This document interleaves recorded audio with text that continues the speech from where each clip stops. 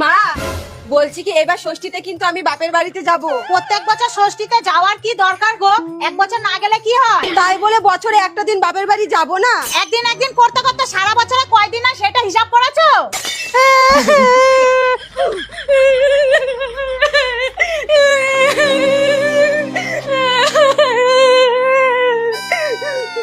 আরে আবার কান্নাকাটি করে।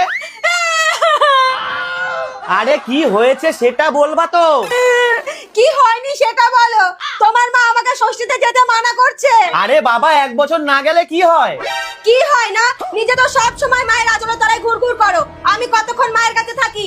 এই যে বর, আমাকে ষষ্ঠীতে পাঠানোর দায়িত্ব কিন্তু তোমার, এই আমি বলে দিলাম। আচ্ছা ঠিক আছে, তবে মনে আছে তো আমি কিন্তু ষষ্ঠীতে যাই না। হ্যাঁ হ্যাঁ জানি জানি।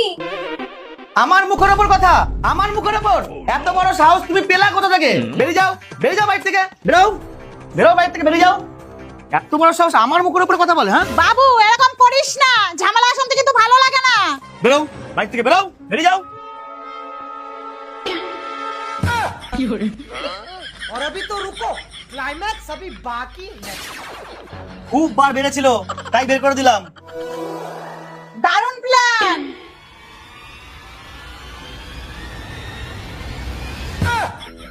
মানে বাপের বাড়িতে অনেকদিন যাই না তো, তাই ভাবলাম ষষ্ঠীতে একটু ঘুরে আসি। আর এই পুরো প্ল্যানটা আমার আর বৌমার। বুঝলাম না। শোন মা, আপনার ছেলে মনে হয় এবার ষষ্ঠীতে আমাকে বাপের বাড়িতে যেতে দেবে না।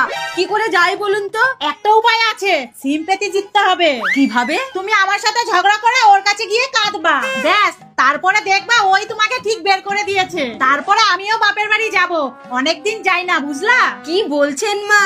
আর হ্যাঁ, ও তো কোনোদিন ষষ্ঠীতে তোমার বাপের বাড়ি যায়নি। এবার দেখবা তোমার পেছন পেছন ঢুকবে, বুঝলি? আমি থেকে কি করব? আমিও চলে যাই।